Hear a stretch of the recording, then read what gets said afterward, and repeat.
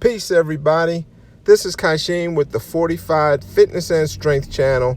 Thank you for stopping by. If this is your first time here, welcome to my channel. If you've been here before, thank you very much for coming back. No fancy intro today. We're going straight to the gym with clips and commentary on this second of a 4-part series on how I'm training twice per week, full body sessions.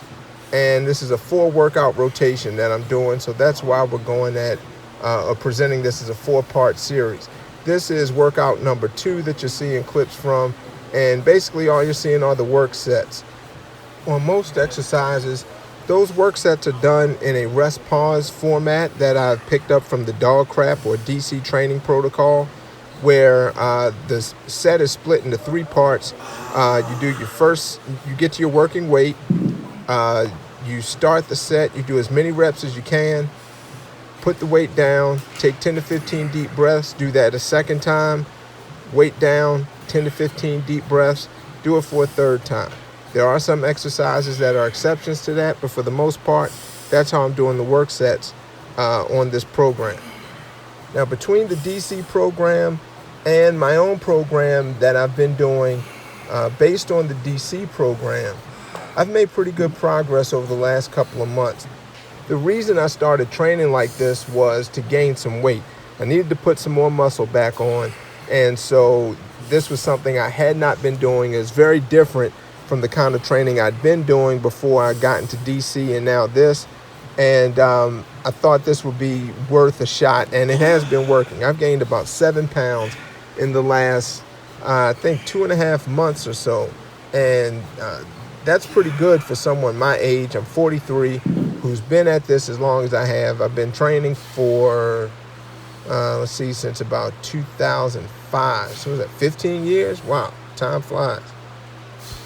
And having done this for a while now and seeing some pretty good results, I think I've zeroed in on what the single most important factor is that's driving these results. I believe it's training to failure. And I guess with rest pause, you could say that's even a way of training beyond failure. But training to failure, I think, is really the big difference. Now, it may be surprising to say or to hear that someone who's been at this a long time did not train to failure very often.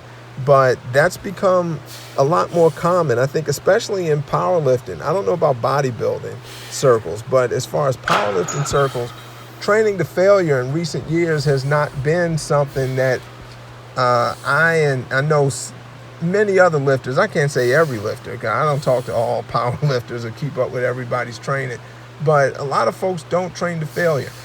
High volume training has been kind of the in vogue thing to do. So if you're training a lift very frequently, like 3, 4, 5 times a week, training to failure is not something that you're going to be doing very often, if at all. And that's really the kind of training I had been doing. Now, granted, what I'm doing now probably would not be considered quote unquote powerlifting because I'm training for hypertrophy, more so than training for 1 rep max in the squat, bench, or deadlift. However, I do have a goal of getting stronger, either increasing the reps or increasing the sets on everything I'm doing. So I'm still after getting stronger, and I'm trying not to stray too far away on those lifts. I still want to have some kind of base so that in the next few months, as I start preparing for USAPL Northeast Regionals in July, I'll have some idea of where those lifts are, and I can plan accordingly for that competition.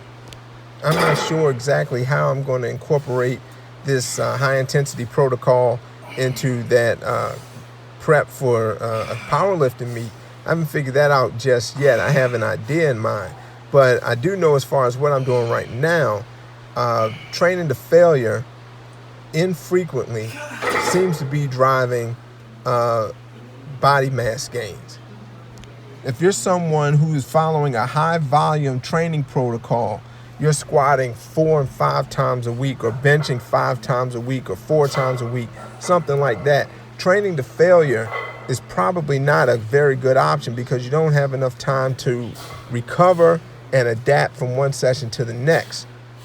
But because you're training so frequently, that's the stimulus. The frequency of the training and the volume is enough in many cases to drive the progress that you're looking for. But if you're in a situation like mine where you don't train very often, it's not just that you should train to failure. I'm starting to think that you have to train to failure because you don't have frequency of a movement or frequency in the stimulation of a body part to keep driving growth and strength development. So the only thing you have is the intensity of the workouts that you do.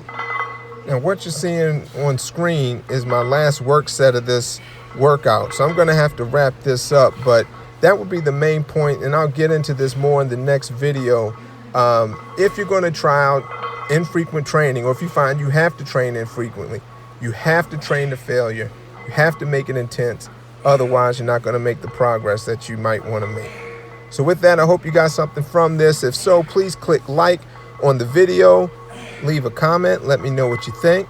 If you want to make sure you catch the next one and anything else we might upload, please make sure you hit that subscribe button and also click the notification bell. I want to thank you so much for spending a few minutes with me today. Train hard, take care, and I'll see you next time. Peace.